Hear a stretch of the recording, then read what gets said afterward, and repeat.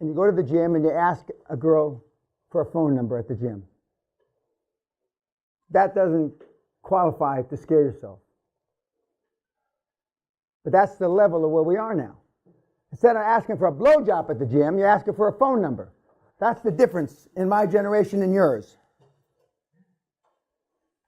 But and for those of you that are out of breath, this is why we only do one round. Although the spirit is willing, but the flesh is weak, because boxing is a whole other.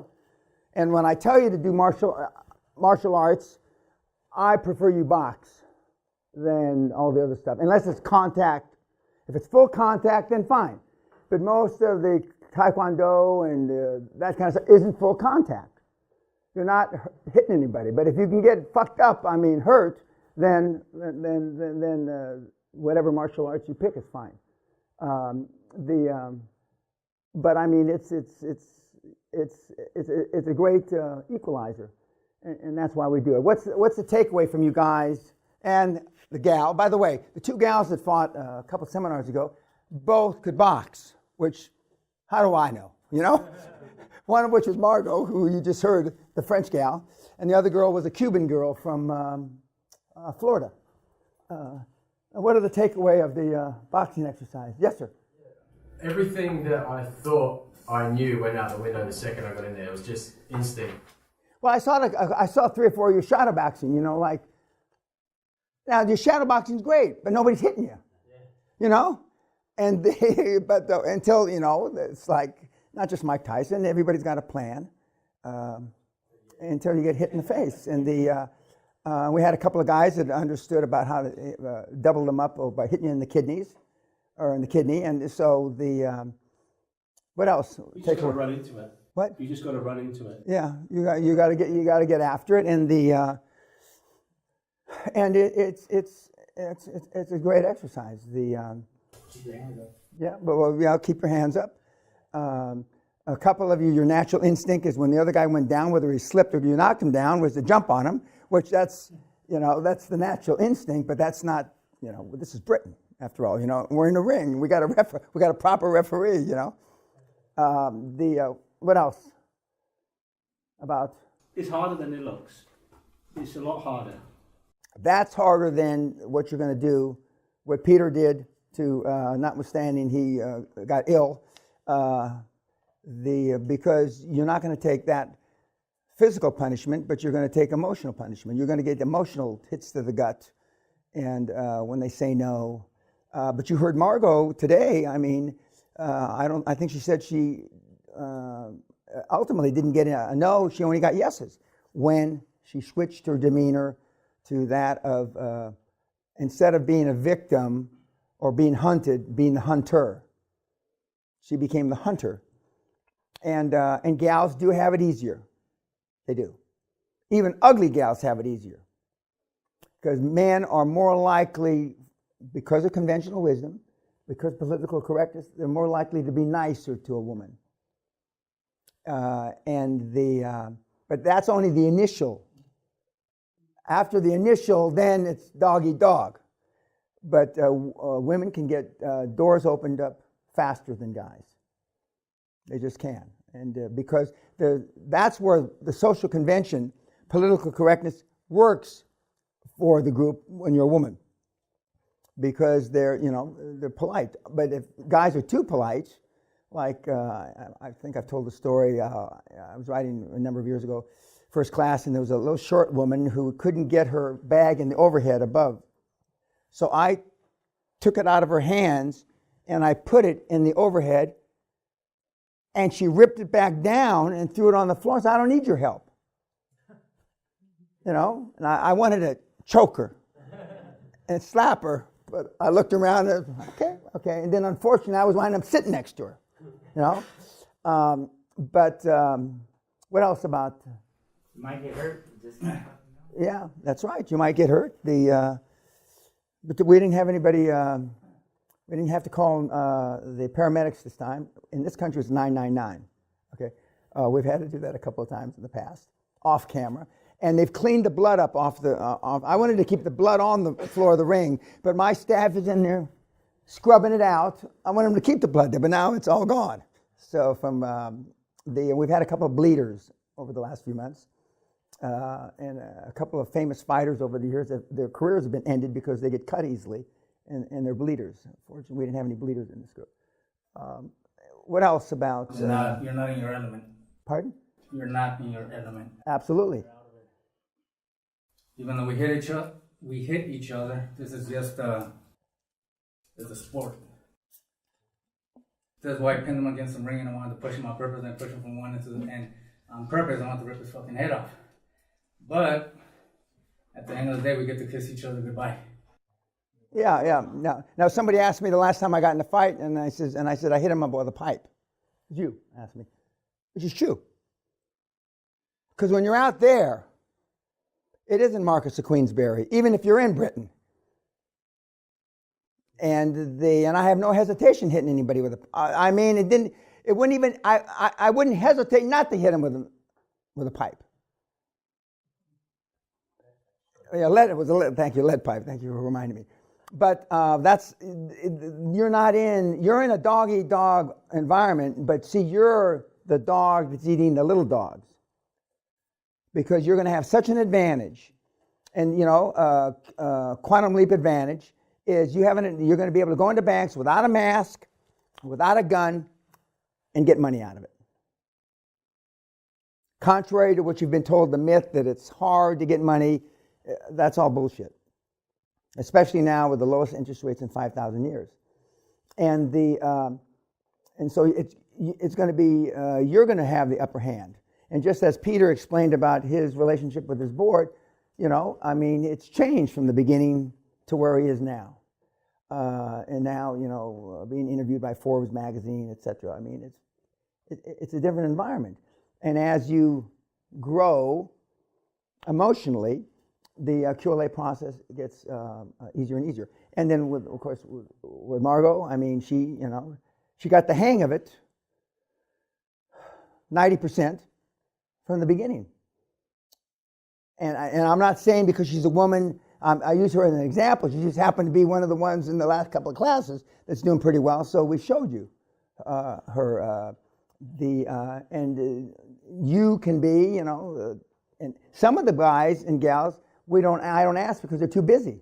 And some of the guys and gals don't give a shit about you. I'm on board, pull up the gangplank, and you can fucking drown. Because they look at you as competition. The only competition you have is other mentees, other QLA mentees. And in some of the smaller countries, once in a while you bump into each other. But very rarely do you bump into each other. And I told you we've got one director who's on 3 QLA boards.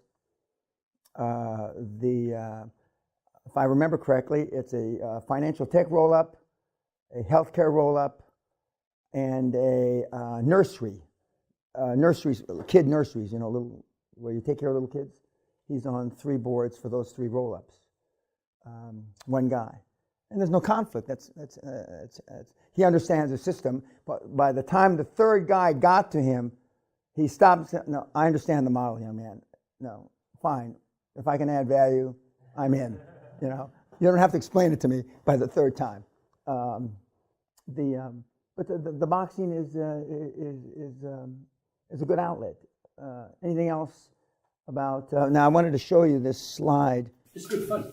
Yeah, It's good fun. it is good fun. And I wanted to show you. I had forgotten I had this email. Very seldom do you ever see Warren Buffett's name on anything. Heretofore, everybody's desperate to fit in. We all know that. But this is a tweet from Warren a long time ago. You will continue to suffer if you have an emotional reaction to everything that is said to you. True power is sitting back and observing things with logic. True power is restraint. If words control you, that means everyone else can control you. Breathe and allow things to pass. Remember, it's not what happens to you in life. It's how you react to what happens to you, and that's what he's saying here. Now, this was early in his career when not everybody, a lot of people, everybody wanted to know what his father, how come your father didn't put money in this deal? What does your dad think of this deal? Okay, and so he was living in the shadow of his very successful investment banking father. and plus he had to learn how to sell, etc. And people said, if your dad didn't put, I can only imagine, if your dad didn't put money in this, Warren, why should we? More or less. And he got over that, and he learned to say to himself, it's not, it's how I interpret or how I react to and interpret what they say. And he's gone on to be arguably the greatest investor of all time. But as he would say, 95% of all his money has been made since he was 55 years old. Is that true? Because I Yeah, read that. yeah. 95% of his money is made since he's 55. And he said that compound interest rates and reinvestment of dividends, and Berkshire Hathaway doesn't pay dividends. And Sally and I own Berkshire Hathaway now because we wanted to go to his annual meeting, and his annual meeting is during a seminar this year. So we bought shares in Berkshire Hathaway so we could go to the meeting, and now I got a seminar. So, but next year in 2020, I'll plan, make sure when the annual meeting is, so I can go, because I'd like to go to the annual meeting. They say it's quite a spectacle. And I do have mentees that have been shareholders, and some of them are up there, shareholders, and they say it's quite a spectacle. And not everybody there is a high-performance person. Of the 35 or 40,000 people that show up, because a lot of mom and pops, they say, I don't know if it's true, but they say, half of Omaha owns Berkshire Hathaway stock. I don't know if that's true or not, but I mean, he is, and remember, Zuckerberg, Klaus Kleinfeld, Warren Buffett, Bill Gates are introverts. And they're not alpha males. And they're at the end of the continuum that I'm not. Okay? And 98% of the high performance people are not alpha males. 98% of my Hall of Fame are not alpha males. Or not, if you're a female, an alpha female, they're just regular people like Peter, and I fully expect Peter, if he doesn't step on his dick, it'll be up there sooner than later. Just as I fully expect Josh to be up there sooner than later. And both are just, regular individuals. And again, it's, I'm sure you're asking questions, and Peter's probably sorry he came now, because and he paid to come, from all the questions that you ask him. And so I'm appreciative that he's willing to partake. Not everybody that is super successful will answer your questions. They wouldn't piss on your face if it was on fire. Some of the guys are really, they've taken my mantra of being selfish to heart. They're not in any way, shape, manner, or form want to assist you, because you may be taking 5,000 or 5 million out of their lunchbox, and so but for the most part the guys and gals are pretty receptive. Anything else? Now, so Warren says this, but unfortunately, early in his career, he suffered from gross national happiness syndrome, GNP, because he wanted to make everybody happy. And you heard Margot, she's a pleaser. Now, most of you in this room have been raised by pleasers. At least one of your parents was a pleaser. Normally, it's your mom. To make peace in the house, she put up with your dad's bullshit, etc. Okay? And so that pleasing attribute, and I don't consider it an attribute, or that pleasing trait rubbed off on you. Now, my mother was a pleaser, but my dad wasn't home that often, so she didn't have to please him too often. My dad was gone most of the time. But it's tough to get over if you've been a pleaser all your life. And more women want to be pleasers than guys. It's the nurturing thing, having kids, blah, blah, blah, blah. This is not a formula or a model to be a pleaser. And you heard Peter say it, when he got tough, things changed. You heard Deb say it, when he got tough, things changed. You heard Frank say it, when he got tough, things changed. You heard Margot say it, when she got tough, things changed. And every single person you're going to hear, except for one, for the rest of the webinars, is going to say the same thing. but they all come out of the blocks, I won't say like mice, but they come out of the box with, if you can win them over being nice to them, remember the word nice, I don't like. If you can win them over, then, why not? And you know that old saying, you catch more flies with honey. I have some bullshit than molasses, or there's some bullshit. But that's bullshit. That's for molasses and flies and honey. That's not here. When they respect you, they come on your board. When they respect you, the banks lend you money. When they respect you, they put in equity money, as they did twice with Peter. Respect is the operative word, not love. Not even like. I don't even want to ask Peter if his board likes him, but now he's leading them to victory. Now their equity shares is worth something. So they may not like him at all. And a lot of people don't like me, but they respect me because they know that I'm a rainmaker. I know how to make money. But remember that. I mean, and in the boxing ring, I mean, you're not there to please. A couple of you started your boxing matches like you were pleasers, but as soon as you get knocked in the face or on your ass, all of a sudden the Neanderthal in you comes out, and you could see it. We saw some violence, which is good, okay, and not physical violence in building a board, not physical violence in going into banks, because you might get arrested in a bank if you got violent. The days of choking a banker are done. I might have been the last of the generation to ever lay hands on a banker before, once, which I have. Those stories are mostly true. They've been exaggerated now. The more years that pass, the more violent I was in those 3 or 4 examples that they make of me pulling the guy over the conference table. Okay. Now, I have pulled people over the conference table, but I didn't beat him to death. Now the stories, I beat him to death, and I ran off someplace. That's not true, but I have pulled people over the conference table before. Okay, anything else? Now, tonight we're having dinner in the pavilion.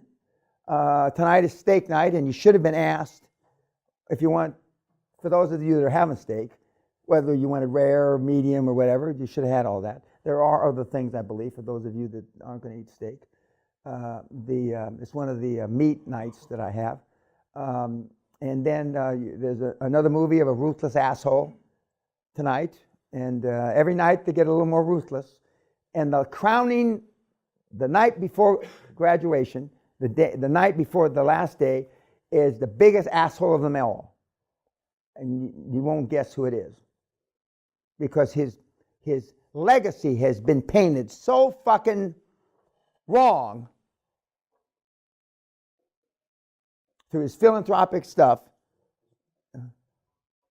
Now, he was a big asshole, but I mean, you won't guess. You won't guess. And it's different than from when Peter and when you went through the seminar.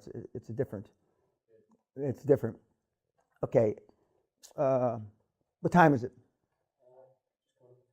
Who's my 5:30? Who's my 6? Who's my 6:30? Okay. Okay. You understand why we do one round now? You were, most of you, not all of you, but most of you were. My dad didn't believe me. He says, really? Get a video. I want to see it. Yeah, well, it'll be on YouTube. I mean, politely we'll just say you were winded. You were slightly winded. Some of you were a little more winded than others. Okay, well then, if there's no more questions. It goes on YouTube, is it? Yeah, it's going on YouTube. Oh, excellent. Good. Because he wants to see it. Okay, Kat, it's all going on YouTube, right? Good. Yeah, yeah. And this action or this video about the boxing gets more commentary from the peanut gallery than anything. Normally, it's the bald head that shines in the light, or the wrinkled face, or the gray hair, or where do you get all those young Asians, or is that guy really black? I mean, black, okay. But the boxing, they get the bullshit. Everybody's an ex-Tyson, or Evander Holyfield, or Sugar Ray. Everybody's got a fucking comment. Of course, they're there, and you're there, and he should have hit him with an overhand right. And wasn't that punch too low? And he should have bit his ear off like Tyson did, you know. Of course, it's tough to bite off the ears through the head deals. But so there'll be a lot of comments, and I'll read them, and some of them I'll pass on to you. Okay, YouTube, thank you.